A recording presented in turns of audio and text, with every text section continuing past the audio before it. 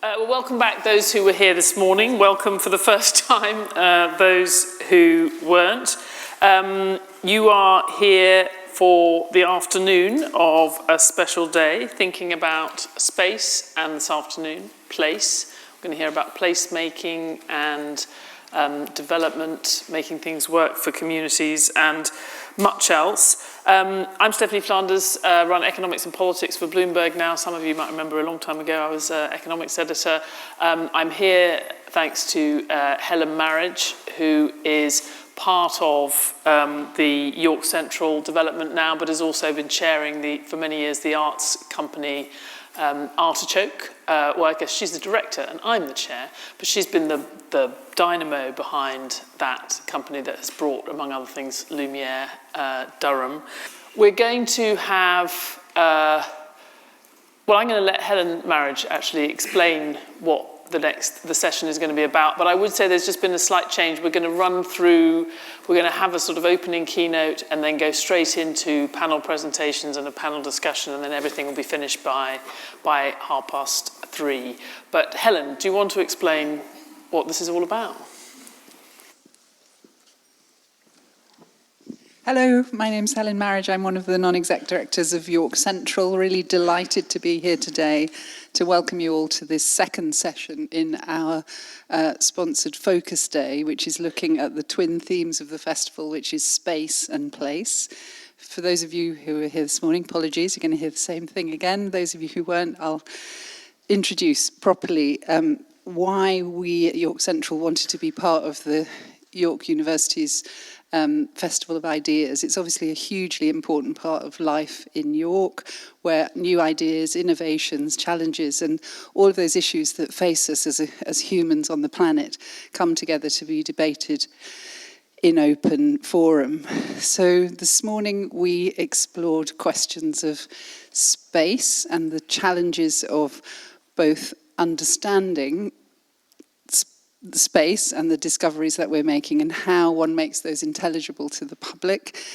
This afternoon we're bringing it all back home, looking at questions of placemaking and the challenges of how you make new places work in ancient cities. All of you will know about York Central, I'm sure, so a brownfield development of just under 100 acres, which is going to begin emerging next year on the site behind the railway station. It's a mixed use of housing, office space, retail, parks, gardens, and public squares. We're all really excited about what the innovative possibilities of that might be, how you fit a new quarter into an ancient city as significant as York. And we've brought together a panel this afternoon, which comprises there we go. Feargal Sharkey, who is going to do, I think, what might be called a provocation, maybe, or just maybe a talk. And then he will be joined on the panel by Peter Freeman, Karen Stafeckis, York Central's Development Director, and Emma Squire, CEO, co-CEO of Historic England. So looking at place from perspectives of history, environmental impacts, and the needs of our planet or our communities for new spaces. So we're really, really delighted to be able to bring you this incredible array of speakers, and Stephanie has very kindly agreed to chair the lot. So I am about to introduce, my great honour to introduce Feargal Sharkey, campaigner, environmentalist, musician.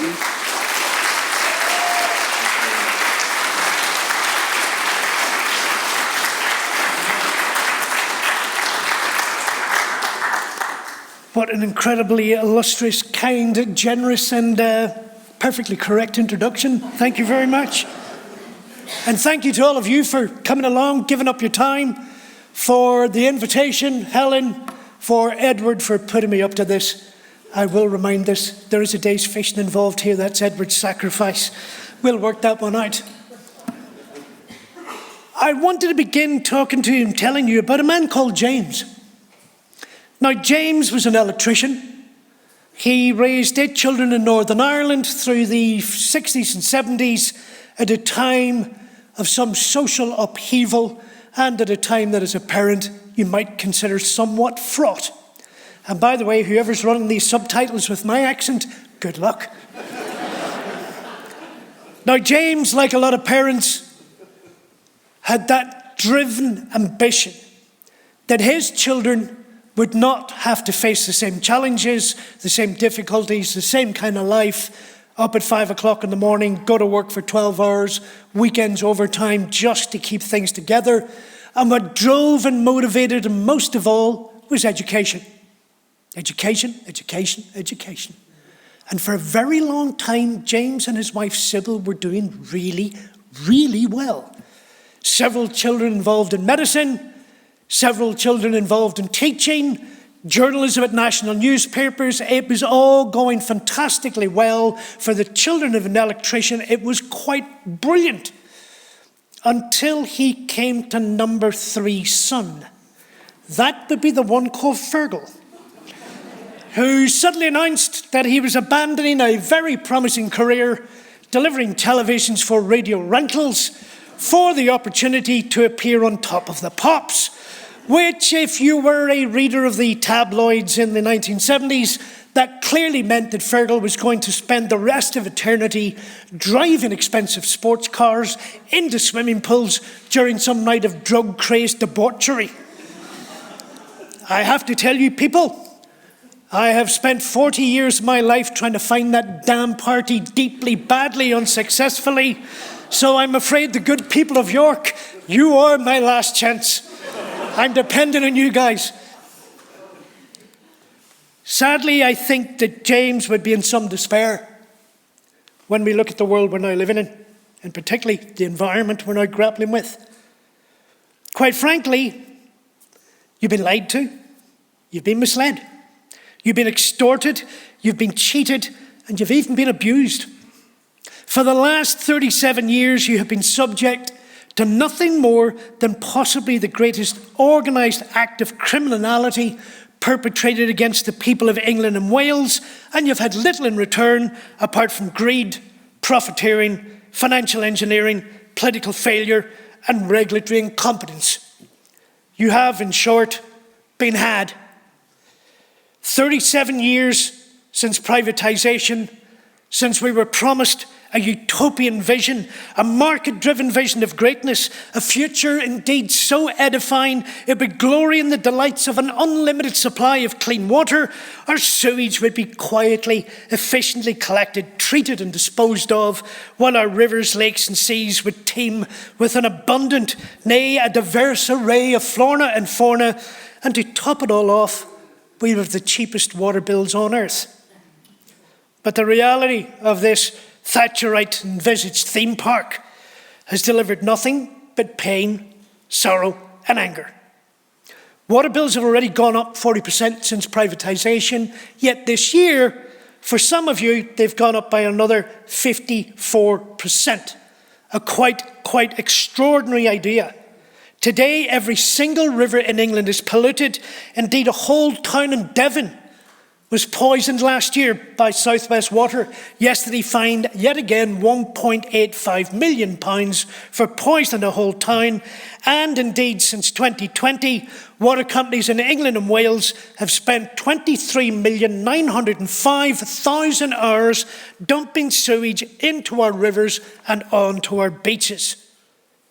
And helping guide this trail of tragedy is a regulatory system so dysfunctional, so deeply fractured, that has become indifferent to its own failures and incompetence. A system that is infested by that other great pandemic of the 20th century, the Chicago School of Economics. Regulations distort the operation of free markets, I'm told, apparently, and the market will provide, I'm told. Its disciples, like many senior figures within Ofwat, the water industry regulator, have become blinkered, blinded, nay obsessed by what they see as the highest of all altars of intellectual thinking. They truly believe that in simply regulating, simply naming and shaming water companies involved will somehow trigger a sense of human decency and accountability buried deep within even the darkest soul of water industry executives, who in themselves are driven by nothing more than greed, salaries, bonuses, self-interest and shareholder value. Indeed, it is wanton obsession with this non-interventionist that has triggered this very tragedy. a travesty of such a scale and proportion that it now blights the life of every single one of the 60 million people living in England and Wales, each and every one of them dependent and impacted by Ofwat's woefully ineffective decision-making process. Make no mistake, whatever you might hear, we're sorry, we're apologise, we're taking action, we're working together, we're collaborating. Both industry and regulators have now demanded that you will pay a second time for a sewage service that you already paid for 37 years and you quite simply never received. Not forgetting, of course, while all of this has been going on, water companies have ram-raided your bank accounts for £85 billion in cash they've paid to their shareholders and the £112 million that chief executives have paid to themselves and been paid to them over the last 10 years alone. And that's before we talk about the £82.5 billion worth of debt these companies are currently carrying, every penny of which you are liable for. Not them, you. In an ideal world, the boards of Ofwat and the Environment Agency, if they understood anything about honour, chivalry or principle, they would have resigned already and certainly should do so today en masse. And if you think for 1 second our political lords and masters have fared any better, by God, you would be wrong. It may well be right, justified and appropriate for this event to ask, is it possible to imagine into existence spaces and places that are sympathetic to the needs of future generations while respecting our heritage and the environment? But that question is already humbled by their very idea. We have already fractured and indeed are continuing to disintegrate the very foundations upon which that question rests. By way of example, in 2009, just 25% of England's rivers were judged to be in good ecological condition. By 2050, that number had plummeted to 17%, and by 2016, it collapsed even further to just 6%. Based on the latest predictions I see from the Environment Agency, by next year, 6% of England's rivers will attain good ecological status. And by the way, we signed up to a treaty, a piece of European legislation 25 years ago, that said by 2027, every single water body in this country, every river, every stream, every brook, every pond, every lake, all the groundwater would be in good ecological condition, and yet we're looking at just 6%. Now, what do you think government's response to all of that is? The most senior civil servant currently advising government told the Select Committee not a month ago, government see the new water bill as an opportunity to simplify and streamline the underlying legislation. Am I to assume that means deregulate? Am I to assume if we cannot make the water industry and polluters comply with the law, we will make the law comply with their demands and their wishes? And that destruction does not stop there, by the way. The River Spey in Scotland, which should be one of the finest salmon rivers anywhere in the world, sections of that are now being graded as being in poor ecological condition. Lough Neagh in Northern Ireland has been poisoned, and indeed Windermere, England's largest natural lake, has become nothing more than a toxic cocktail of human effluent, agricultural waste, and God knows what else, and it's been destroyed right now under our very noses, one of this nation's most treasured natural assets. And the decimation doesn't stop there. The UK is now one of the most nature-depleted nations on earth. In fact, we are in the bottom 10% of nations in the world that have decimated our environment. We've lost over half of our biodiversity over the last 50 years. Right now, roughly 1 in 6 of every species in this country is at the risk of extinction. By way of example, turtle doves. Since 1970s, a 98% crash in population numbers. Starlings declined by 71%, house sparrows by 60%, hedgehogs 70%, dormice 50%, and more than half, 54% of our wild flowering plants are disappearing. What you are witnessing around you right now is nothing short of wholesale environmental ecocide, delivered on an industrial scale after decades of negligence and neglect. And by the way, for those of you that are involved in the environment charities, you are just as culpable as any water company, any heavy industrialist. You have presided over this. You have, for the last 30, 40, 50 years, been the recipient of our money, our subscriptions, our donations, our charity. And what have you actually delivered? When I look at those numbers, it is just as big a failure as any water company chief executive. All we've actually ended up with, decades of years of pointless, ineffectual meetings, of round tables, of consultations, and yet more consultations, yet more round tables, of greenwashing, window dressing. It's now time to change all of that. Because it's now time to take action. Because we now live in a world where simply preening around the political edges of a problem is no longer, will no longer be acceptable. What is needed more than ever is brave, incisive judgment coupled with the vision and determination to succeed and deliver. What is needed in this quagmire of sewage corruption is a complete root and branch reappraisal, a restructure of an industry that has spectacularly failed both customers and the environment. It is also time for government to do one very simple thing: enforce the law as it stands. The power is there, the authority is there. You need to put an end to this polluting for profit.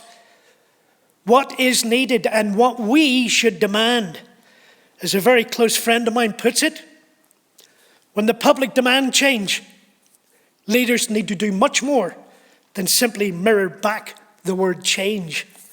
The response needs a defined shape, an agenda, sharp-edged pledges, all supported by a spine of philosophy and a view of the world that the public actually wants, demands, and understands. It's now time to put a stop to this spiraling circle of pointless, joyless meetings, the signing of supermarket petitions, the visits to sewage works, the water testing, the collaboration. It is now time for us to take control, to take action. It's time to say it stops. It stops here, it stops now, it stops today. And it's also time to dream the impossible, to dream the unthinkable. It's time to dare. But my question to you, do we dare to dream? Do we dare to believe? Do we dare to hope? In the words of my fellow Irishman, Seamus Heaney, history says, do not hope on this side of the grave. But then, once in a lifetime, that tidal wave of justice can rise up and hope and history rhyme. My name is Feargal Sharkey. May your God go with you. Guramayagat.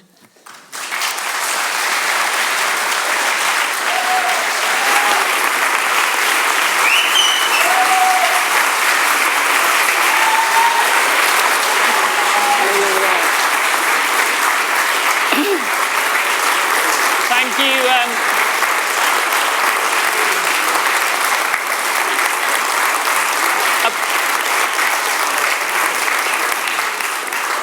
A provocation indeed, and I think we're also, it is a good reminder that place means different things to different people. It's about everything, and when you have, whether it's developments or cultural preservation or water preservation or saving of the water, all of those elements come into going, and one has to think about lots of different stakeholders, lots of different approaches, because at the same time as we want to preserve the water, we want to do all these other things.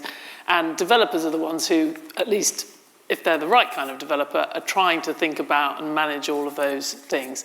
And I think Peter Freeman, who was head of UK Houses UK. Sorry, I've forgotten the name of it. Homes England, for 5 years from 2020.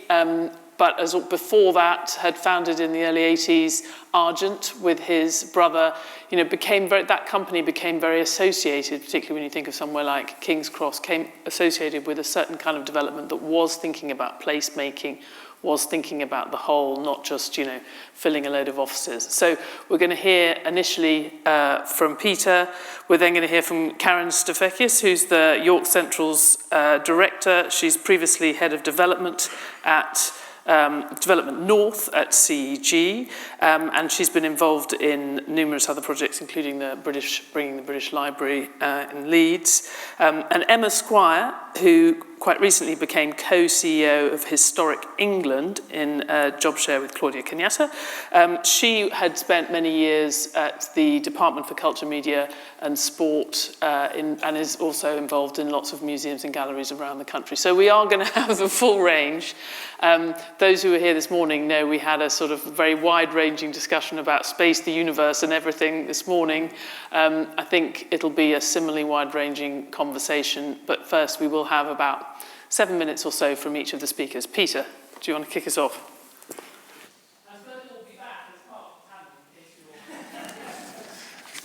I did have some notes of what I was going to say, but I think what Feargal has said is so important, so entertaining, so scary, that I ought to try and reframe what I was going to say as a sort of answer to him. Not an answer on behalf of the government, for whom I have worked for the last 6 years, 5 years as chair of Homes England, the National Housing and Regeneration Agency, and for the last couple of years on Cambridge, a city almost as old and beautiful as York. And I have been given a task of, can you double the size and triple the contribution to the economy of Cambridge?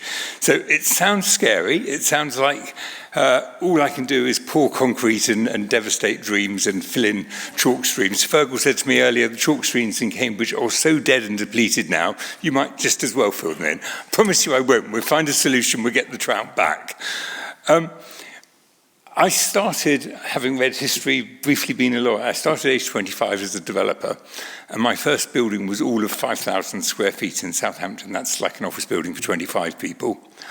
My last go in the private sector was King's Cross, which is home to about 35,000 workers, about 5,000 people living there, a new primary school. But most importantly, it's home to anybody who wants to go there.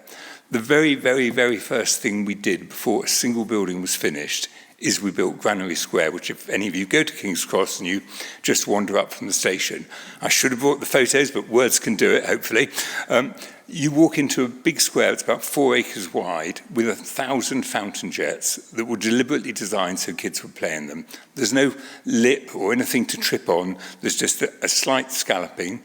The fountain jets can change colour, they can change height, they can sort of play in time with music, and probably from May to October, there are all of the time small children, some of them including my grandchildren, but many of them from the adjoining housing estates in Islington and Camden, just playing there with their parents watching, going in and out of the water. They're not paying anything. Unlike the Royal Parks, which charge you to sit in a deck chair these days, you can sit on our Cornish granite benches for free. You can see films in the evening projected across the canal in the summer for free. We cut down, the canal was kind of in a narrow cutting. We cut down and created what we call the gap strips, like in sort of India Varanasi, where you can sit, and there's yoga classes for free, there's cinema for free. So I think development can bring public goods, and Helen, who invited me to speak here, and who I've worked with, I was the chair of her charity before Stephanie was the chair of her charity.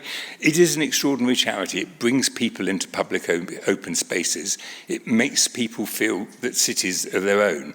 And in the early days of King's Cross, when our development of King's Cross, when people felt that it was sort of extreme north and remembered more about prostitution and drugs and curb crawling than what was going to come, Helen did across London Lumiere, huge 5-night event, which probably brought a couple of million people into central London. 250,000 people, 50,000 a night, came into our squares and places at King's Cross. You've got up behind you York Central. I had a hand in that because that was partly owned by Homes England and partly owned by British Rail. And we chose the developer for it, who had done a fabulous mixed-use riverside development in Durham. And we chose them over other bigger organisations with bigger balance sheets because we thought they would make a place that York would be proud of, that people spilling out from the station. At the moment, the Railway Museum is kind of marooned, and the aim is that it won't be marooned, that wasteland, that those sidings will become a really active part of the city, near the city. And for, I don't know, probably nearly 100 years, there's been a kind of central Feargal moving away from the town centre, moving out into the suburbs. And I think what the right sort of development up there, King's Cross, whatever, can do is centripetal. It can bring people back. And moving from making cities exciting and lively and mixed use and having public art in them and public events, moving to Feargal's challenge, which is a completely fair challenge. I don't know yet how on the mission, and we were told in public yesterday we would become a development corporation which has statutory powers and planning powers. I don't know what all of the solutions are to water, but I sure as hell know that we are more likely to lever the money out of government or a water authority at the same time as we are promoting growth than if there's just there's pollution. So my promise to the people of Cambridge is that we will leave Cambridge an even better place in 25 years' time. I suspect the people doing that will leave York a better place. If estate agents are normally one below everything else on list of people you trust, well, politicians often at the bottom, occasionally development really can be a good thing. Thank you.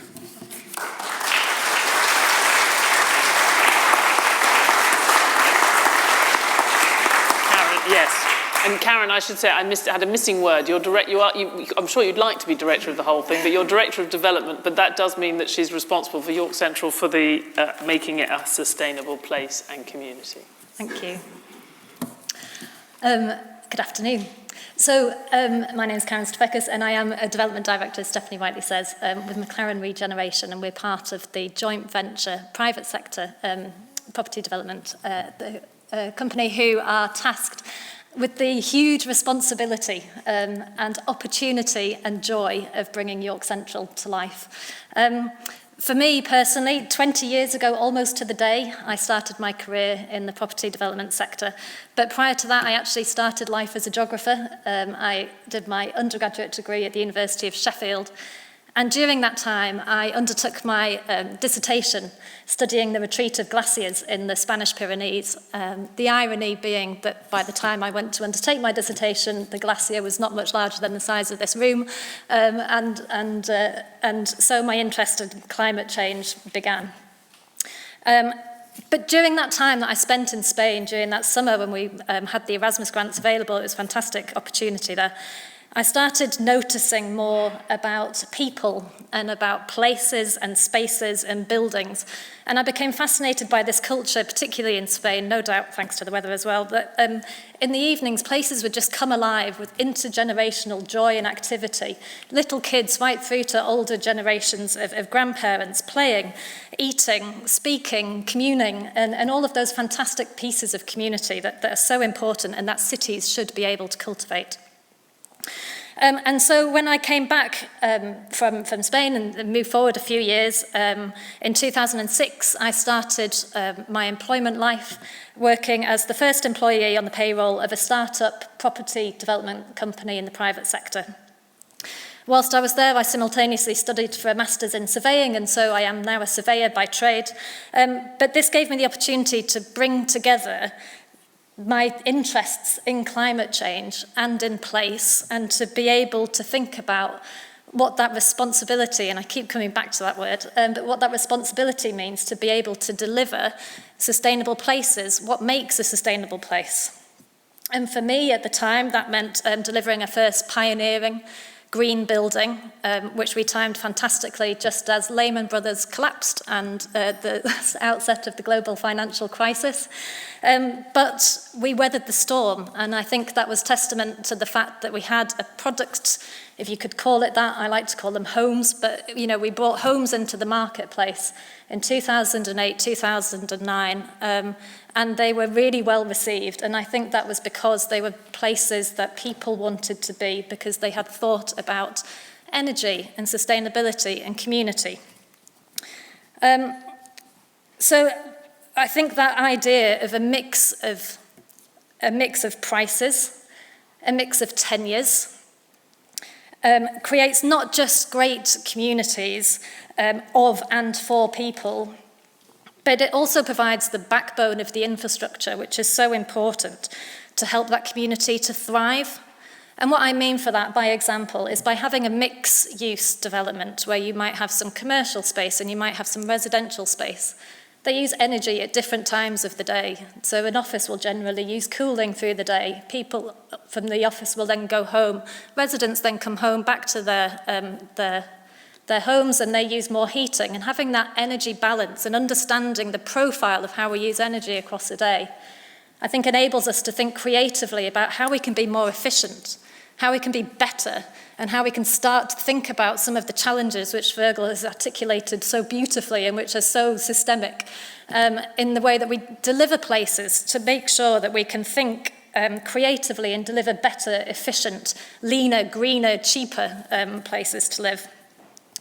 And I think that early sort of exploration in my career gave me the determination and resilience, I think, to start challenging conventions and to think differently, and to ask the question why a lot, and to challenge the fantastic design teams who we have the privilege of working to think broadly and to be bold, particularly around the use of materials, around the responsibility in the journey towards net zero carbon, and around creating places that are here not just for a generation, but forever, So the image which you can see behind is York Central. And after 20 years, I have to say, utter privilege of being part of the team that has the responsibility of delivering this fantastic scheme. This has been, I think I've tracked it back to about 40 years, Peter, in the making, that you as people of York will know that this has been talked about for such a long time. And it's happening now, which is such an exciting place to be. So the image which you can see on the screen here, to talk briefly, shows the extent running from the station at the bottom across 75 acres towards Acre in the western end there. And Homes England have already invested a huge amount into this site. You may have been able to walk along the beautiful pedestrian and cycle superhighway there. But by Homes England undertaking that crucial infrastructure and investment into opening up the site, it enables us as a developer to come forward and to deliver what is a huge first phase. So the first phase includes around 1,000 homes, 2 new civic squares, 2 new offices, a hotel, and all centred around this beautiful green lung of an 8-acre park in the centre of it. And importantly, a very much welcomed government property agency hub, which was announced this week, which is, again, testament to the fantastic people and stakeholders in Yorkshire that have worked together to make that happen. And, of course, at the centre of York Central is the National Railway Museum. And what an utter privilege. I know you have St Martin's in King's Cross, and if you could design a mixed-use regeneration site, you would put a cultural icon at the heart of it. So fantastic to have the National Railway Museum there. They are on site now delivering that new central hall, and they're expecting visitor numbers to go up to around 1.5 million people a year, which is a fantastic thing for the city. So all of this, I think, is really good ingredients for place that we will discuss today. Another key part of the discussion, I think, is about development that is sympathetic to the needs of future generations. I'm a mum to 2 kids, and they are still young enough that their minds are still full of that sparkle and joy and wonder. And my son in particular likes to draw buildings, and they inevitably have slides and trees with swings on the roof. And so I find myself thinking about the needs of future generations a lot. I come back to that word of responsibility. And I think when we think of future generations and what's coming, it can be pretty bleak. Actually, admittedly, this morning during the space conversation, I was flitting between sheer optimism and awe and utter despair. Which Armageddon do we choose? But surely the starting point is to think about what are those future needs. Our world is shifting at such a rapid pace, and development takes time, particularly complex brownfield regeneration development, which, in my opinion, is exactly what we should be doing. So I think working in partnerships is key. I think having a can-do and an optimistic attitude is important to be able to take that long-term view and to look at the systems and infrastructure that goes around these places to make sure that we can support those future generations. I think, as Peter says, I agree that development, the right development in the right place is good. I've got my density is good badge on because I think this is courtesy of our fantastic master planning architects, Allies and Morrison, but I think when we invest the amount of money which is needed into the infrastructure, some of the boring things, the pipes and wires in the ground, but that is what can make the difference between a sustainable place and the beautiful buildings that you can deliver on top of that. I think when you create that hard-fought, hard-won investment into those infrastructure systems, you deserve to deliver the density onto that. And then finally, a quick word on our environment and heritage. So undoubtedly, there are some deep-rooted issues in our society, and our country seems sometimes, well, at the moment particularly, perhaps under a cloud. But we have the most incredible culture, heritage and environment. I think Yorkshire's amazing. I've spent my life developing in the north, but I particularly love Yorkshire at this time of year, the abundance of green, the shades of green, and the cities, our fantastic northern cities, with our urban grain and soul and heritage, which Emma will speak about. But that provides the context to these fabulous mixed-use places. The beautiful foundry buildings at York Central, the old coal drops walls, that's what makes a place interesting to walk through, and we've got to absolutely protect that and make features and make that proud. So I would like to be able to break through the relentless gloom that faces young people today, and, faced with the most incredible culture and heritage and environment that we do have here in Yorkshire and in this country, and knit that into the developments that we can deliver.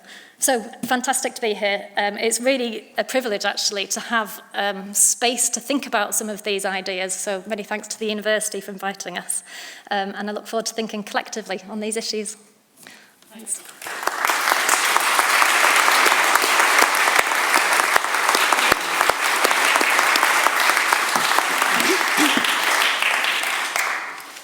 Good afternoon, everyone. As Stephanie said, I'm Emma Squire. I'm co-chief executive of Historic England, and I've been doing this role for about 6 months. For those that don't know, Historic England is an agency of government. We are full of experts. We've got planners, we've got surveyors, we've got architects, architectural historians. I love chatting to people when I'm making a cup of tea. I think we've got England's leading expert in Norman rabbit warrens, which shaped the Fens. We've got England's leading expert in Victorian concrete, the thatching supply chain, all sorts. We give planning advice where developments have a heritage dimension. We recommend sites for listing, and we give out grants for repairs, for research, and for community projects. We're based across the country. Our heritage scientists operate from state-of-the-art science kit in a Napoleonic fort just outside of Portsmouth, working in the casemates, and we've even got an office less than 3 minutes from here on Tanner Row. As well as all of the cool things I talked about, we do the National Blue Plaque Scheme. We have a Heritage Schools programme to help youngsters, particularly from deprived communities, to engage with their local history. And we have a lot of heritage science going on. So, for example, it was our organisation that dated the Sycamore Gap tree. We have just published a new 5-year strategy, and at the heart of that is a belief that heritage matters in its own right. It gives people joy, connects them to the place that they come from, provides a beautiful backdrop for a cup of coffee, learning, but also that heritage can really help contribute to lots of society's challenges and opportunities. So our strategy has 3 priorities. The first of those is around growth. We calculate that you could get 670,000 characterful homes from existing empty and underused historic buildings. And we've also done some analysis to show that the economy could absorb an additional 87,000 people in heritage construction every year between now and 2050, if you're really serious about warm homes and energy efficiency and retrofitting the 5th of homes that are pre-1919 and the 3rd of commercial buildings. Our second priority is around place and the importance of the historic environment in contributing to a sense of place. We do a lot of work trying to shape master plans and spatial plans and make sure that they factor in the character of the place, the history of the place, the materials and the styles of architecture that were traditional for different parts of the country. And we're also trying to target our grants to support bringing back into use really cherished local buildings that have that are boarded up or have buddleia growing out of them, that matter to communities and give a sense that the community is on the up and not in decline. Our third priority is around how we can support the heritage sector to really make the case that we can contribute to all of those different opportunities and challenges and to speak with one voice. So today's question is around can we create new places and spaces for future generations that respect both heritage and the environment, and I think it's really clear that yes, we can, and not only is it possible, but it's essential to do that. People deserve to live in really characterful places that they can feel proud of. 8 out of 10 people say that local heritage makes their place better to live in. You're never starting from a blank sheet of paper, so we're working with all of the 7 proposed new towns, and one of those is just up the road. It's Leeds South. Right at the heart of that, already referred to, is Temple Works. It's a Grade 1 listed flax mill. It's got this gorgeous Egyptian facade built in the 1840s, based on the Temple of Horus. It's got a vast space behind it, and apocryphally it had a green roof with sheep grazing the roof, skylights for all of the flax mill workers inside. It's currently, bits of it have been made safe, but bits of it you can't even go into. It's too dangerous, and we've sent our state-of-the-art robot dog in to help with the surveying. In thinking about those 10,000 new homes in Leeds South, that point that Christina made about a cultural anchor and the people in that new community being able to benefit from and enjoy what we hope will be British Library North, operating from that incredible historic building, would be fabulous. So the government has a target of 1.5 million new homes. If all of those were to be new builds, that would completely use up the entirety of the government's own legally binding carbon budget. So why wouldn't you look to repurposing existing buildings, whether that's at a really small scale, so housing above the shop, which has all of the added benefit of making streets safer, reducing crime, driving footfall to local businesses, 5-minute cities, or really at scale, some of those incredible mills in Yorkshire, for example, being converted into really trendy apartments. The greenest building is the one that already exists, and also retrofitting existing buildings tends to be, popular with people rather than controversial. And we talk to developers who do this all the time, like Capital and Centric, and they say when they do a conversion project, they get 4 times as much interest from potential buyers compared to new build. So they hold their value. When it comes to new towns, as I said earlier, nowhere starts from a blank canvas. Everywhere has some history, whether it's archaeology or existing historic buildings. So take Enfield, one of the new towns. Wouldn't it be wonderful to weave into the design of the new town at Enfield sort of references to the medieval hunting forest that it once was? Peter was involved with Argent and King's Cross, and you talked about the incredible public realm that you made available for free to people, but what you didn't talk about was the heritage aspects. The granary, the flats, the homes out of the historic gas holders. Anthony Gormley bought one of those, I think. So heritage-led regeneration can create really vibrant new visitor destinations, attractive places. Close by to here, Rutland Mills complex is now the Wakefield's Tile Yard North, where lots of megastars go to rehearse all of the pyrotechnics before they go on world tours. We've got Peace Hall Halifax, and if you look at some of the statistics around what creating that incredible concert venue in Halifax has done, both for the local economy and jobs and the kind of revenues of all of the local businesses around about, but also for young people, their aspirations, their opportunities, their access to opportunities to try out careers in the creative industries, it's really impressive. So in terms of Historic England and what we're doing on all of this, as I said, we try to shape spatial plans, and we've been working really closely on York Central to that regard. I was saying just before this started, it's a bit boring for us now because we engage so early to design around all of the things that we think matter most, so those sight lines to York Minster and the city walls, that as long as it's built out, as discussed, we're twiddling our thumbs and there's not too much for Historic England to do and get involved with. So we do love to get involved really early on before a lot of time and money has been spent on a design or a plan that is unsympathetic to heritage. We do that for individual developers as well. We really encourage them to talk to us before they put in their planning application. We think it can de-risk their development, reduce uncertainty, and ultimately save them time and money. So a couple of weeks ago, I was at UK Reef, which is this vast property conference in Leeds. All the mayors are there, all the local leaders, half the cabinet, all the developers and their agents, and banks and law firms. And Historic England make a point of going and reaching out to the developer sector to myth bust and to make the case that we're not trying to preserve things in aspic. We want buildings to be sensitively adapted for modern requirements, but done sensitively. We're also trying to show the way, so we produce case studies, we produce guidance, we've produced a publication called Heritage Works for Housing, another one called Heritage Works for the Creative Industries. It's a how-to guide, it's got case studies, it's got people to contact. We're also keen to help people adapt their listed buildings.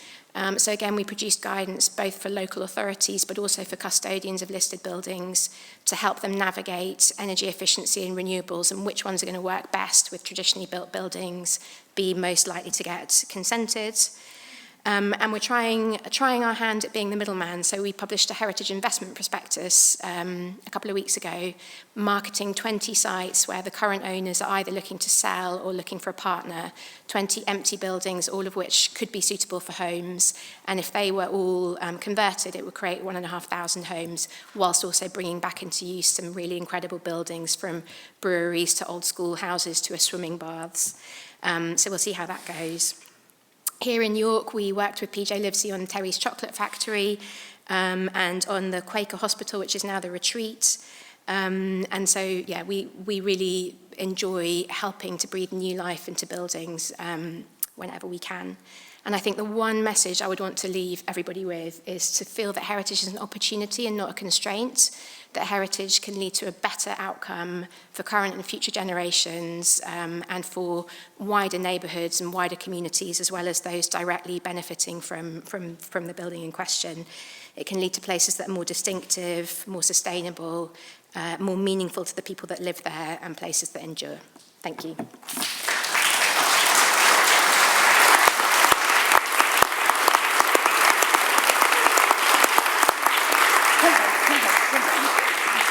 Okay, so we'll have a bit of a conversation. I think there's so much about what constitutes place, but also still remembering the challenges that Feargal put at the beginning for us to talk through, but then also I'm sure there'll be questions from the audience, maybe the odd provocation, although it'll have to be short.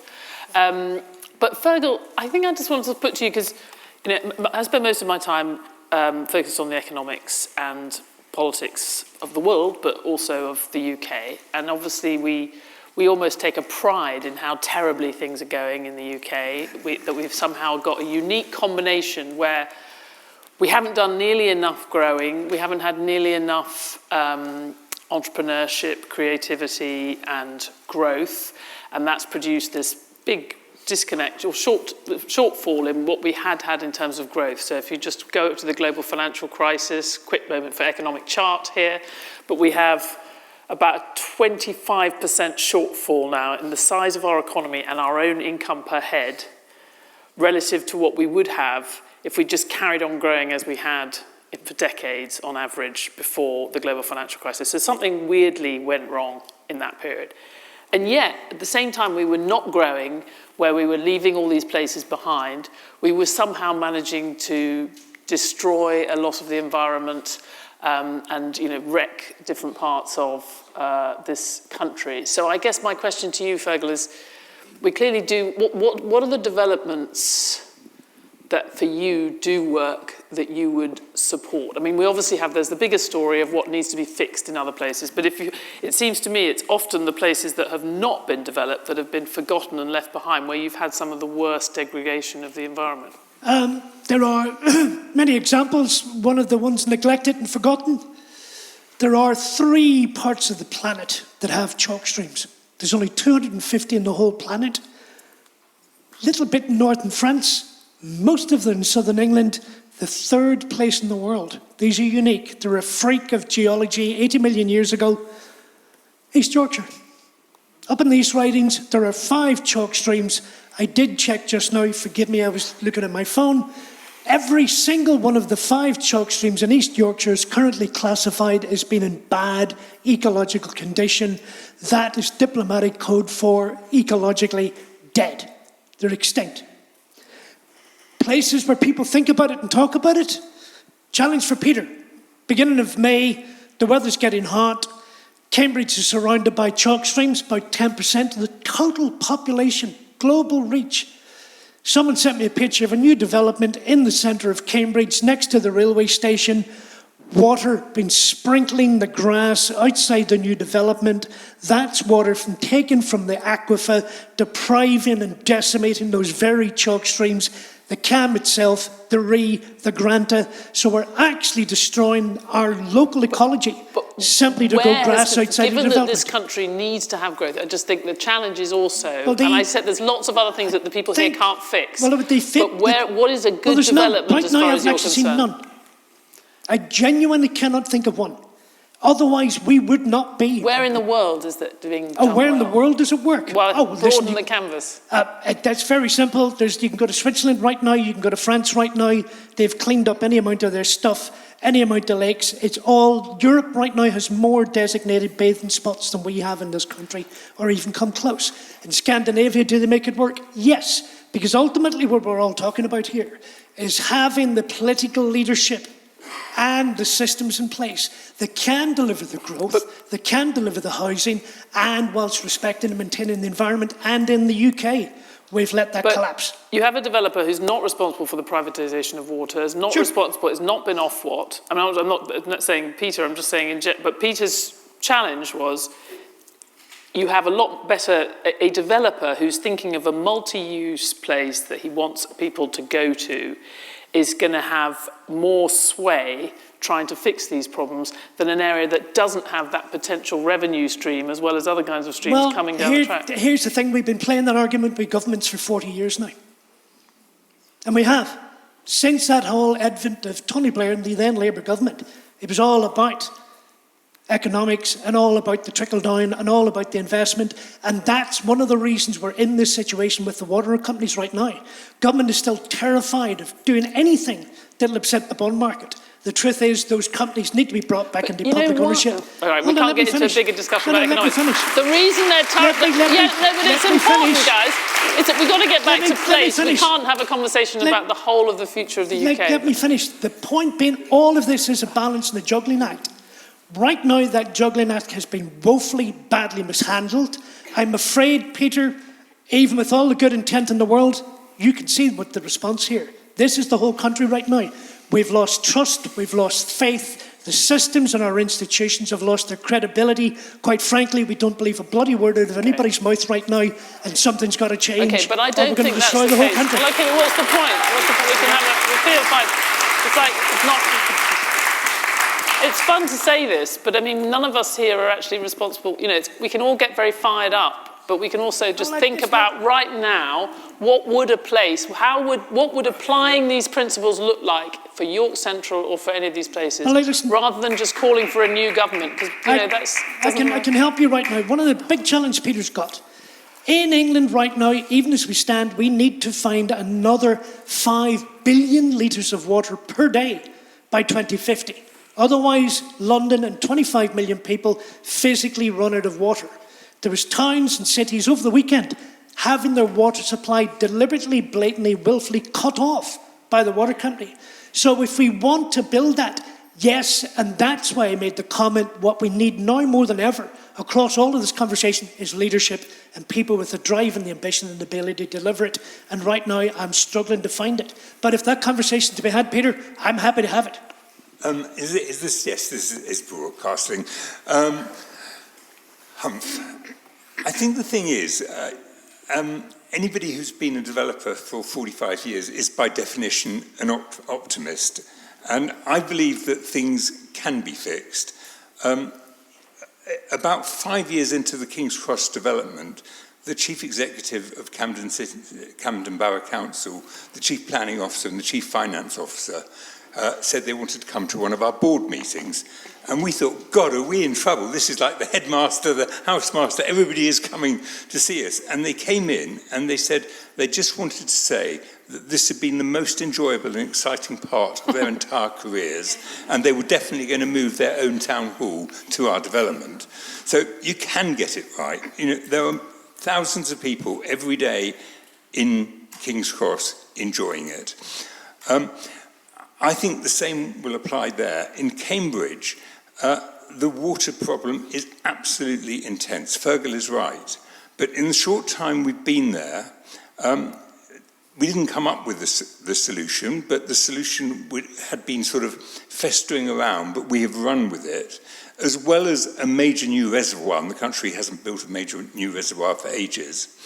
We are talking to a whole series of farmers in the very, very fertile land below sea level near Ely, and they spend money pumping water into the river that goes out to the sea, becomes salinated, that some people have said we should have a desalination plant to bring it back.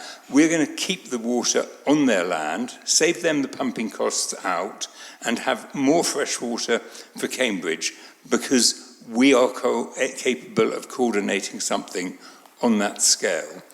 And I think that it's absolutely right that people like Feargal bring pressure on the government and the water companies, ecologists do, local residents do, and whatever. But I think we have to focus on the creativity and the solution and the convening power.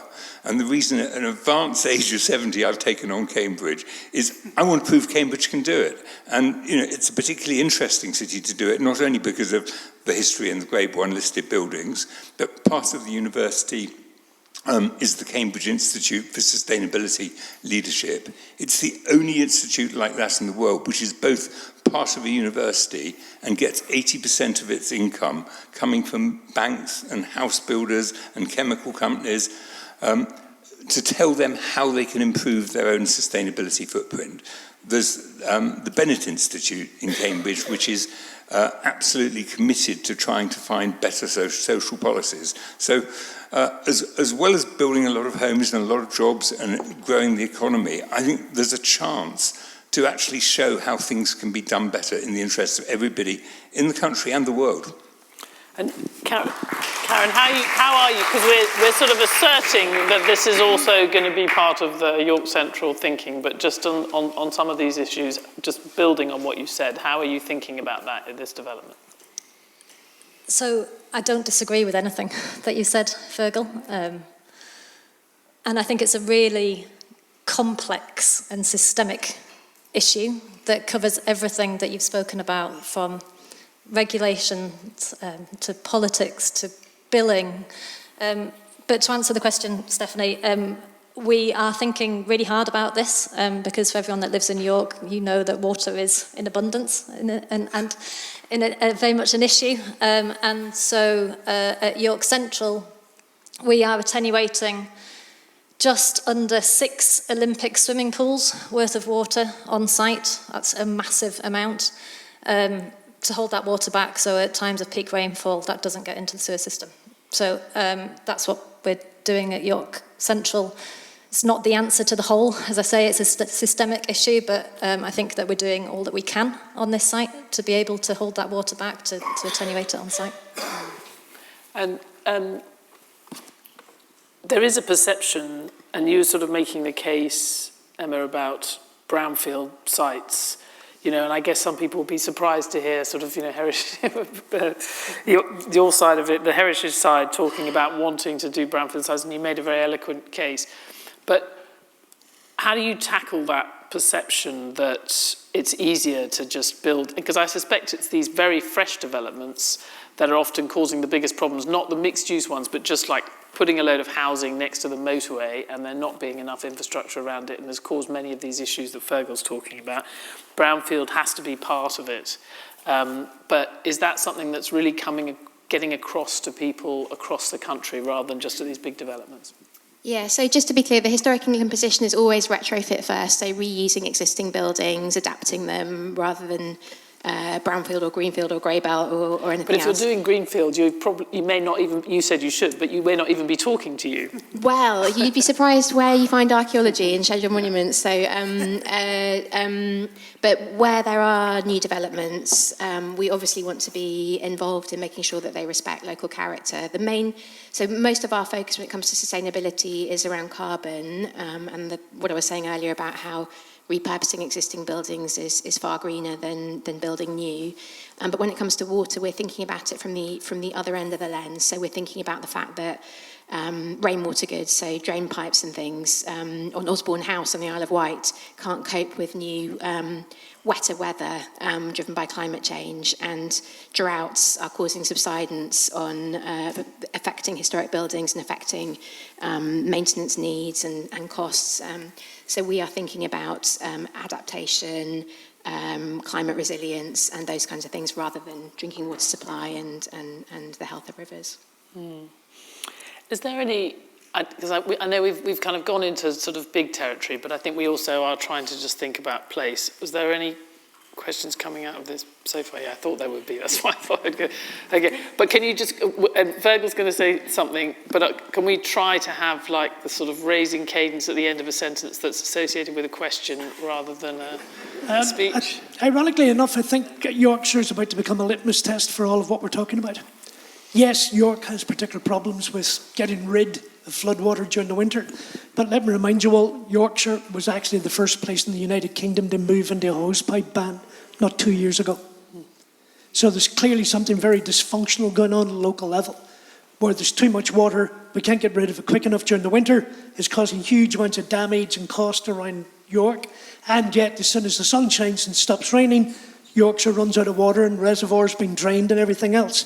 For me, this is the conversation we need to look at both regionally and nationally, and that's where the leadership comes in. We've just passed a planning and infrastructure bill. Was there a single mention in any of that of dealing with any of the stuff? Not at all, not a single word of it. We need leadership. So I'm going to do a few on this side and come back, and then I'll do this side. It was just totally random. Hi there, thanks to the panel. It's amazing to hear. I'm right at the front, sorry. I hail from Yorkshire via London. My ancestors worked in the rag trade where the rivers ran filthy, where Turner came to do the painting, where the old industrial revolution was in south of Leeds, where some of these developments are going on, and the rivers were filthy. Even Turner mentioned that, through industrial pollution. But what I'm interested in, I'm into sustainable fashion. The rag trade runs through my family, and of course the polluters of water are very often microplastics and the way that people wash their clothes and all kinds of things. I'm very heartened, and I'd be interested to hear what the panel thinks about new ways of measuring what we consider success. So for example, France, as a major manufacturer of clothing, has brought about legislation that will call ecocide a crime. And I'm just interested to know if the panel could see or foresee a time when different measurements of what success is might be applied to make somewhere habitable. Okay, we got quite a few on this side, so let's just go. Yeah, you had your hand up there, and then you, yeah. But okay, if you're reading something, sir, that makes me nervous. Are you? But you're going to ask a question. Oh, okay, great. Have you got the? Has he got the? I've got the mic. Actually, it's been given to me. Is that all right? Oh, okay. Sorry, you'll be after her. Sorry. I'll give you the mic to you afterwards. As well as paying for a criminally failing water industry, we're also told by them to stay away from the places that they're destroying.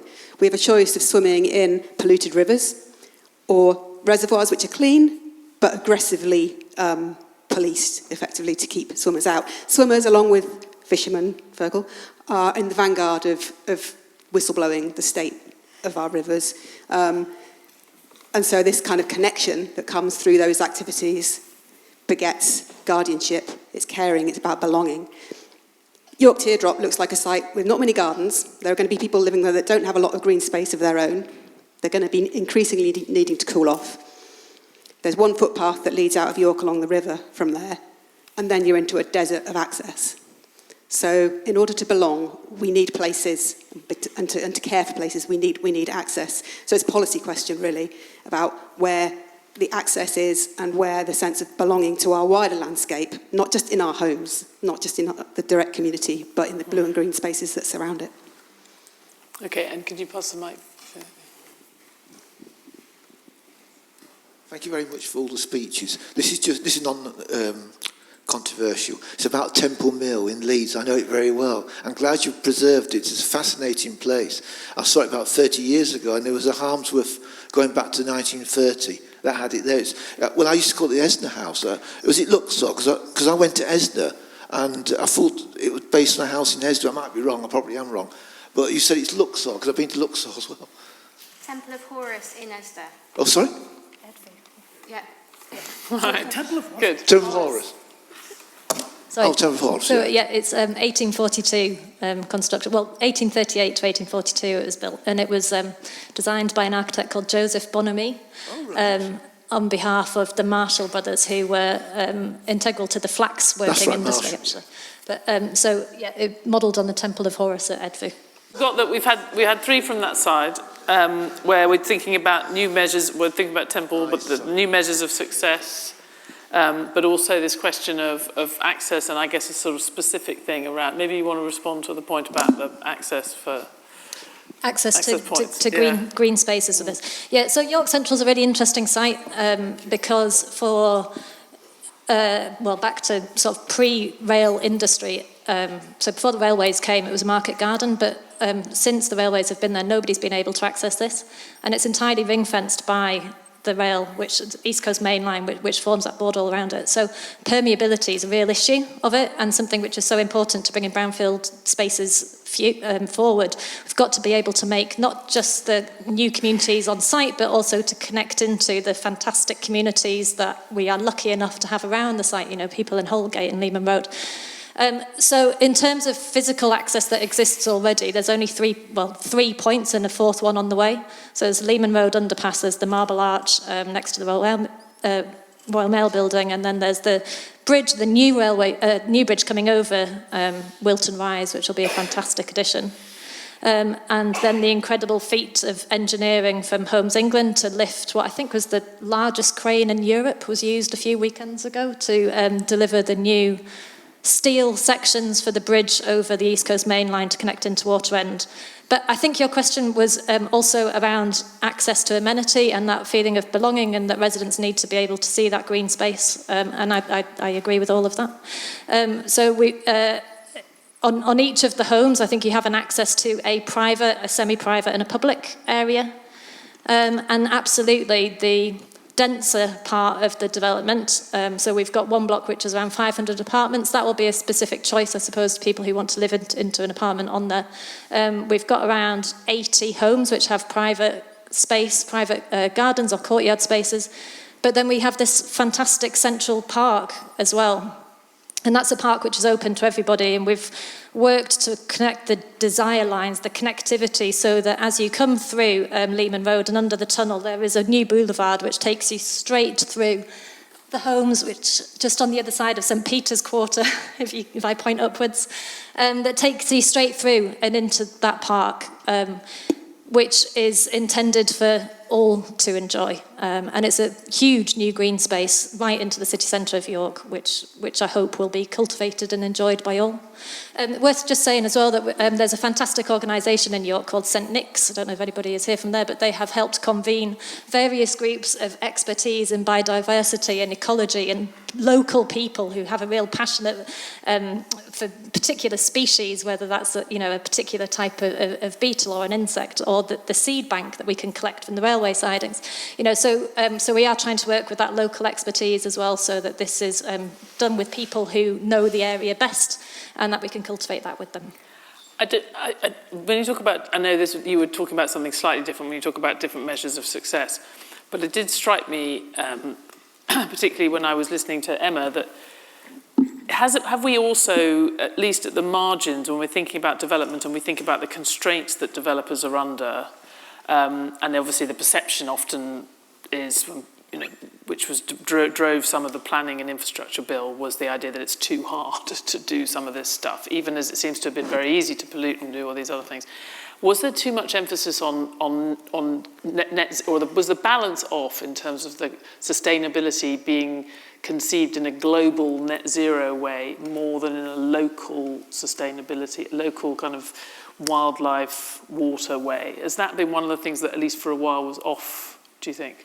Well, there are, I don't want to speak for Natural England and the Environment Agency, but there's sort of new thinking on biodiversity net gain and how to think about nature in the context of development. I guess when I had the question about different measures of success, and I'm sort of slightly nervous raising this in front of an eminent economist, but Historic England has been working really closely with the Office for National Statistics, the Treasury, the Arts and Humanities Research Council, and our sponsor department, the Department for Culture, on something called Culture and Heritage Capital, which is at the vanguard of cultural economics, world leading, and it is about trying to fully measure the full costs and benefits, heritage and cultural costs and benefits of projects, because most major projects that have government funding are driven by something called the Treasury Green Book, which has always just focused on the monetizable costs and benefits. So if we can get a much richer picture and factor in some of those hard to monetize or unmonetizable costs and benefits in a really rigorous way,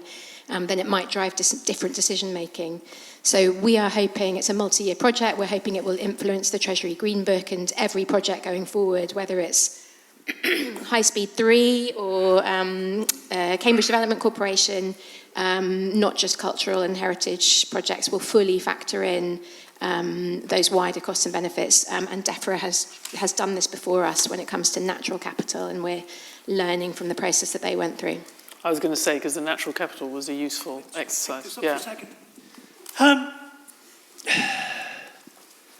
Here's the reality of what happened in the Planning and Infrastructure Bill. The Green Lobby got completely played and outmanoeuvred by government. They exchanged the current existing highest form of international legal protection there is in Western Europe, special sites of scientific interest, special areas of conservation, all of that can now be swept aside in exchange for a developer making a contribution to the Nature Restoration Fund. What drives these charities is basically the money and their own self-importance and self-existence. They've sacrificed the heaviest form of international legal protection in this country in exchange for funding. So we can now theoretically tarmac over the River Itching Valley in Hampshire, one of the finest ecosystems on the planet, in exchange for planting more trees in Lancashire. That's the reality of what we've allowed these charities to do, and I think they need to be held accountable for it, and quite frankly, they need to be beaten up quite badly for ever having gone along with it. In terms of success, what does it look like?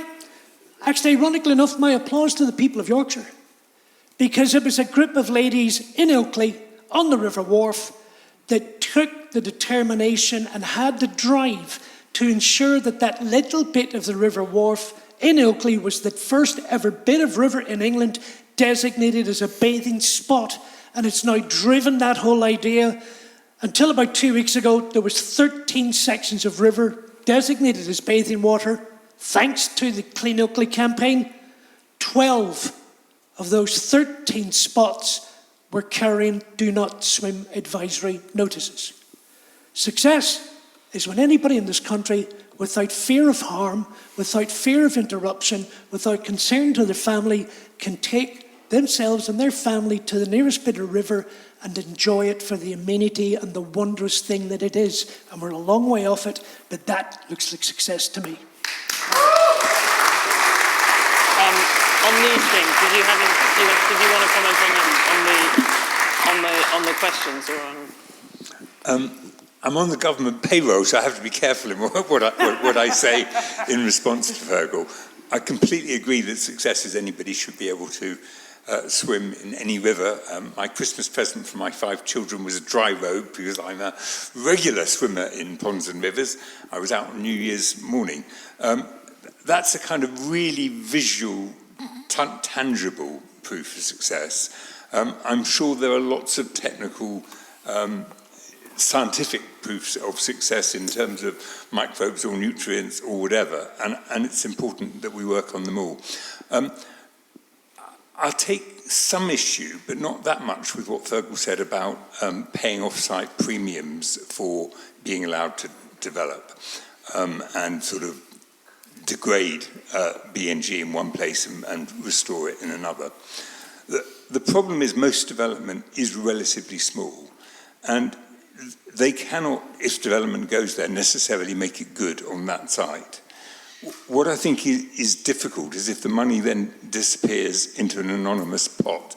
And getting a bit technical for any of you who haven't been involved in planning or development, there's a long-term debate between whether money that goes from land uplift should go under a Section 106 agreement, which has specific things that the money is spent on, normally nearby, possibly on site, or whether money goes in what's called community infrastructure levy, which is a more general pot. And I think as far as possible, what's gone wrong, what's caused completely understandably 2 generations now of NIMBYs, is the sense that development doesn't bring benefit. And I think those pots, whether it's community infrastructure level or Section 106, need to bring benefit nearby. People need to feel that they are in a compact where they are not the losers from development.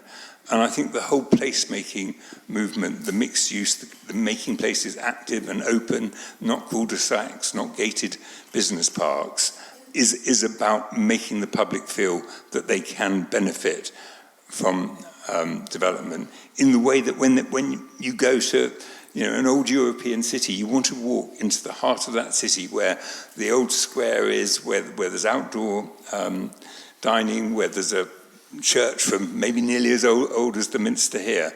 And I think we should all pressurise government, developers, architects, master planners, as far as possible to say, where's the benefit? Not just what can you build to sell for money, where's the local benefit? Okay, this side gets a chance. We've got a lady towards the back there, and then we'll go down these two, yeah. Can you hear me? Just 2 quick points. So first, I'll make it actionable by asking Homes UK first. If you see any collaborative opportunities with the local area, it's beside the railway station. It's just behind the car park. I'm aware that we were brought in for consultation on the area at a local church, but we were asked a lot about sort of aesthetics and sort of placemaking, things to do with paths, but we weren't really given any opportunities to collaborate in our local area.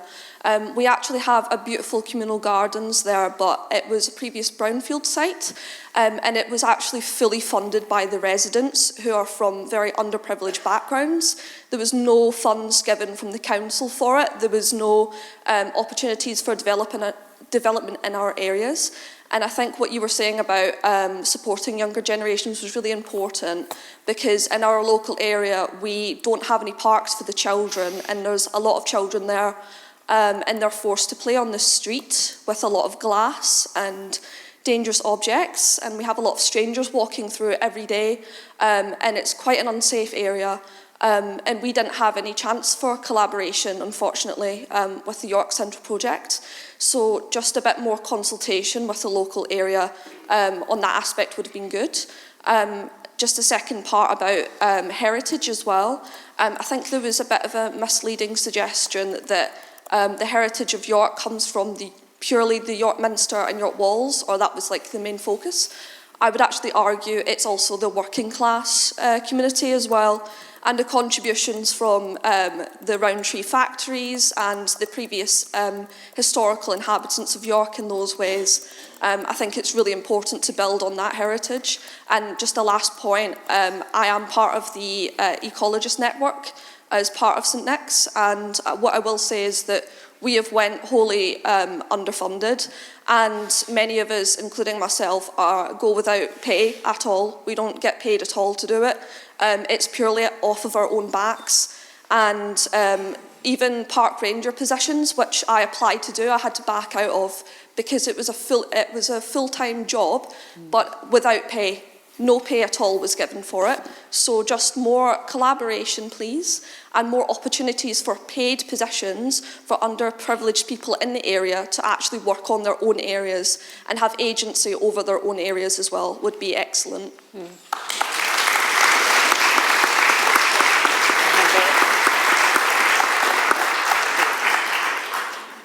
Sorry, if you just wait for the mic. Thank you very much.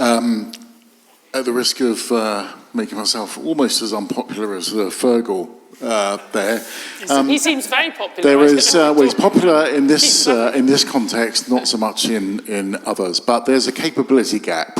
And I come from 35 years in the private sector, City of London, coming up here. But when you have officers, and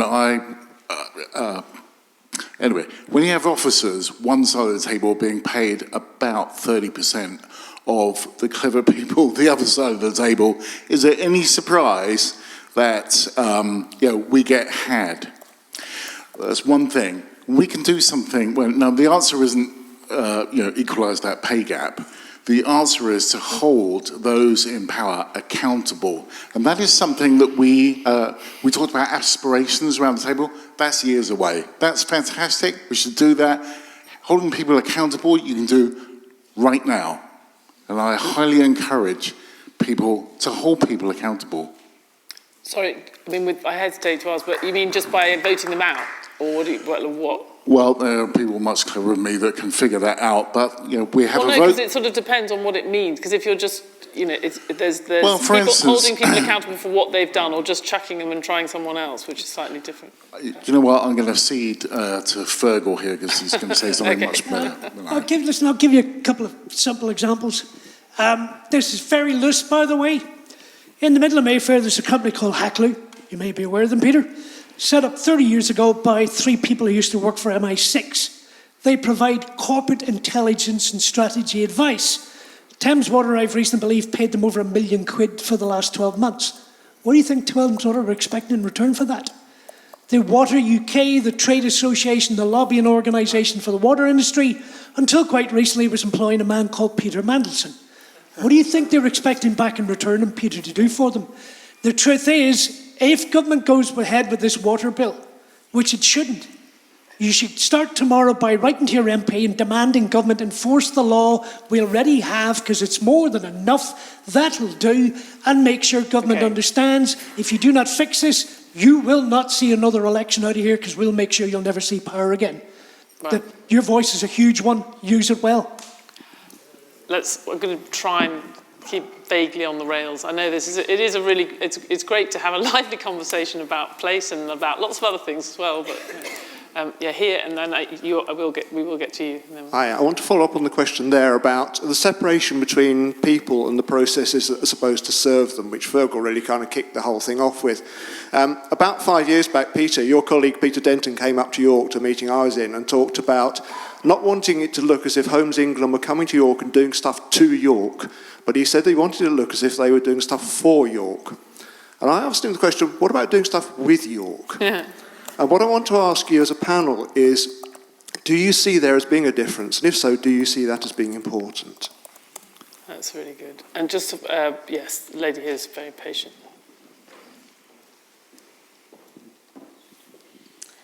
Thank you. So I just wanted to sort of link the water issues with development. Sorry, I've just lost my notes.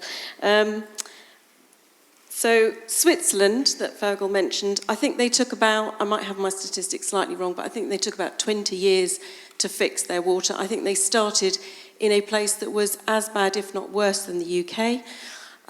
It did take a huge amount of political will, but also changes in behaviour from the farming community, construction firms, developers, as well as infrastructure and regulation. So it was a massive combined effort. You've mentioned, Peter, efforts in Cambridge. I just wondered if you could say a little bit more about locally whether there are innovations in water conservation that York Central are trying, and what you're doing to integrate the water issues with your process of development, including making sure that all of your construction is not contributing to polluting the waterways, which is what a lot of construction sites do, irrespective of the law. As Feargal says, unfortunately, the regulations don't work very well. All right, because we've had quite a few, we're just going to try and respond to some of these. I mean, I do think that the strand in a couple of those was, I'm sorry, but I went with the people who had their questions up first, and I couldn't, but if we have a chance, we'll go back. There is an element of this which I think was about local involvement, and not just consultation, but actually also on the jobs front, which I think is really important, because we've seen a lot of really successful developments, and I've seen it, city centres coming alive over the last 20 years, but a lot of people in those towns, whether it's Sheffield or other places, still feeling that they're left behind, were not part of that development. So I do think it's quite important. Sorry, I didn't catch whereabouts your community park was, and I'm blinded by these lights. But what I will say, I think that you raise really important points, particularly around involvement of people. One of the first things we did upon being awarded the opportunity to be development partner on behalf of Homes England and Network Rail was to commit £250,000 into a community impact fund. And that's something which Peter was talking about, whether it's a Section 106 or a SIL payment. This isn't something which we were obliged, if you like, to do. This was something which we felt was important, and it ties to the question around how do we value success. We have 5 principles at York Central, which we try to frame. Value-based decision-making is the jargon for it, but what we mean is that we have 5 principles of people, planet, place, partnership and prosperity, and through the lens of those 5 values we aim to frame and take decisions, recognising that, to use the word that Emma used, that we are custodians of this in your city. And so what that means initially, one of the projects which we're doing before we anticipate putting a spade in the ground is working with the children that live around the Leeming Road area. I don't know if anybody here is from that part of the city. But fantastic part of the city, and in the heart of that part of the city, which was the railway cottage workers, historically, is a park that was gifted by the Roundtree Foundation to be kept for perpetuity, for enjoyment by the local community. And it's got sort of a couple of bits of swing set and equipment on there. So one of the projects which we're doing first, and we were speaking with the local member, Councillor Jenny Kent, I don't know if she's still here, but we've been working with Councillor Kent to organise a children's design competition to design what they want into their new park in that area. And that's done with the intention of, well, a few aspirations in mind, I suppose. One is that before we do anything on site, so it's worth noting that we haven't done anything yet. The work that has been done today has all been Homes England and Network Rail. But what we would like to do is to deliver something for the immediate community, the existing community right at the outset of the development. But importantly, we would like to do that and to enable children in the local area to have a really important understanding of agency, that they can be part of the environment around them and that they get the opportunity to design and to think and to collaborate into what a park should be and what it works for them. So hopefully that answers a bit of that question. Was there another one? There are a few, but I'd say we'll take a thing. And the working class heritage. Yeah, so I didn't mean to suggest that only the Minster and the city walls matter when it comes to York's heritage. It's just that it was a large part of the advice and the opinions that we put in on York Central when it came to the historic buildings of York was about the height and the density of the new build and how that might affect sightlines. But absolutely, we care a lot about working class heritage and about working with communities. So Historic England ran a 4-year programme called the High Street Heritage Action Zone. It was 98 million in 76 high streets across England, and the most successful of those were community-led in places like Tyldesley or Chatham or Hastings, where a community group came to us with a proposal for how to renovate their high street. Part of that was restoring facades, public realm, bringing buildings back into use, animating the space with community events and cultural programming and getting people to rediscover their high street. And so we've been learning a lot about working well with community groups. And when it comes to young people, we have some young advisors, and they very much direct how some of our grants are allocated. We have a programme called History in the Making, where young people can tell the story of their place in whatever medium they want, poetry, murals, art, and our young advisors pick the beneficiaries, pick which of the applications win.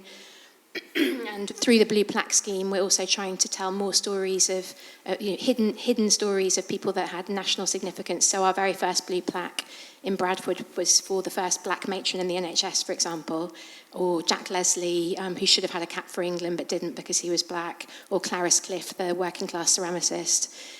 So we're definitely trying to celebrate more stories. Yeah. Can I have a go at the question of doing it to, for, or with the local population and the local politicians? I think as far as possible, you should do it with, not merely because that's more democratic and inclusive, but often because the people who are based locally know much more what is needed, they know where the priorities should lie, and they've got lots of resources anyway. For Cambridge, we may have 100 staff in the Development Corporation. 100 staff is a tiny fraction of what the county or the local authority or the mayor has. It's an even tinier fraction of all the people working in voluntary groups, food banks, museums, the university.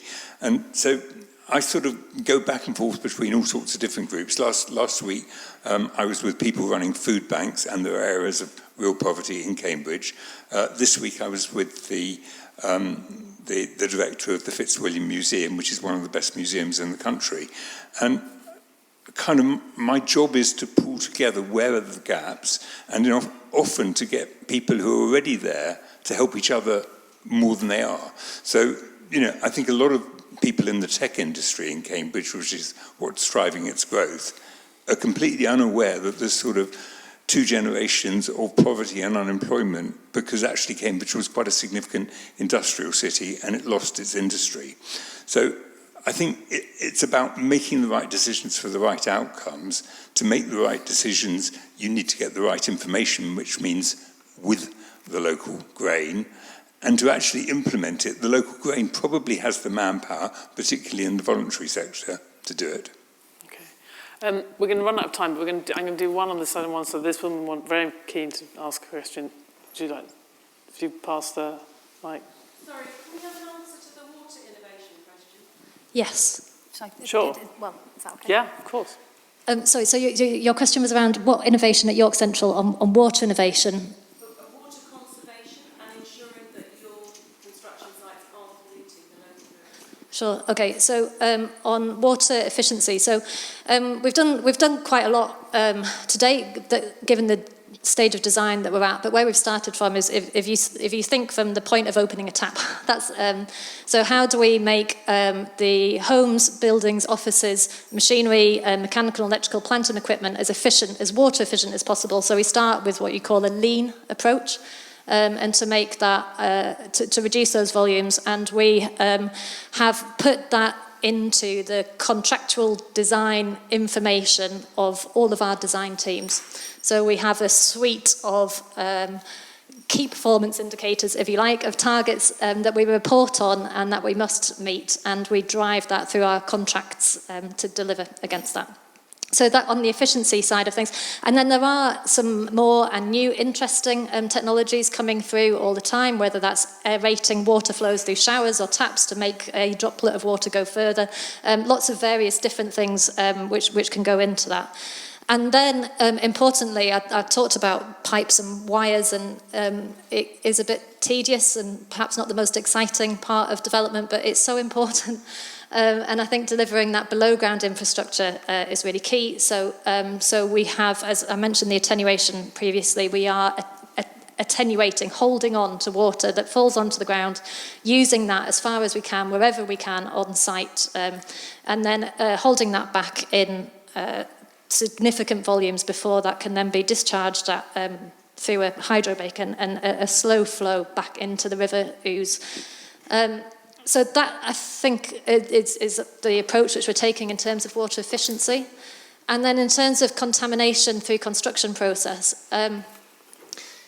there was a stat, it's probably about 10 years old now, but it used to be that for every 5 houses built, 1 went into the ground in terms of waste. And I mean, that's just horrific.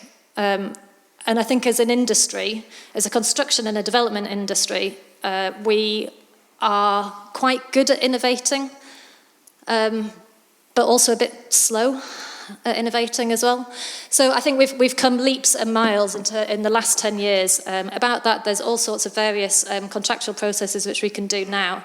And in terms of the approach which we'll take for that on site with our contractors, we expect to have about 6 big contractors all working on site at the same time. And we'll again be putting that through the contract documents to make sure that they are reporting and being mindful and being aware to those processes. And then finally, the last point that I would say is around material innovation. So water and carbon, I think, are 2 fundamental pillars of when I think about sustainability. And the materials which we are using on York Central, on any development, you cannot pretend that development does not have an impact on the environment. Of course it does. But where you can and where we should is focus on the materials that we're using, where they come from, and what that supply chain looks like. So what we've done at York Central is to develop a materials innovation register which categorises the biggest carbon emitters and the biggest water users, if you like. And then we've focused in on those. So for example, where we have to use concrete, that is not great material, so how do we work locally? And we've spoken to all the local suppliers and then set a framework so that as far as we can deliver using rail where possible, and then using local materials, which is not only keeping down the embodied carbon and water use of the way that we build and the harmful processes within that, but it's also keeping money in the local economy and local supply chain as far as we can. Okay, we're going to run out of time, and I did promise we were going to have 2 questions. Very quickly, in terms of water thing, we here in England are amongst the heaviest consumers of water on the planet, average of 140 litres per day. When you look at the Baltic countries, think about 80. The industry could lobby government right now to mandate, change the law. There will not be new development unless it contributes no more than 90 litres of water per person per day. And they don't, and they won't. We also all have to agree to smart meters when we're asked to do them, rather than dodging them for years, which is what lots of people do because they're worried about the bills going up. We all have to be part of this. They may not have caused the problem, but the water consumption is not going down, you know better than I, as much as it should have done because people are saying no to smart meters. Government has already changed the law. Yorkshire is a water-stressed area. The water company could act. Right now, it hasn't done so. But also lots of people, when they get a chance, could say no, and so it's all on us as well. We didn't cause it, but we do have to be part of the solution. Right. Yeah. This is a question for the panel and every single person sitting in this room. We've had a huge amount of information this afternoon. What I've been staring at, I'd like everybody to look at that image in front of us, every single one of us now. And what I want people to do is to think. We've talked absolutely about water and rivers that are really the life of us. think about that curve of that river and look at the relationship of that river, our York River, to the development that we've got, that we're making. Every single one of us, whether you're, a developer that's been here for years or you're just starting out in life. Imagine that you're on that development in one of 2,500 homes. You won't necessarily have a balcony. You won't actually maybe be looking at it. You have that curve of that river. Just look at how close it is to 2,500 people living in there. And we've talked about, and it's the reason I wouldn't even think I brought up my family in York.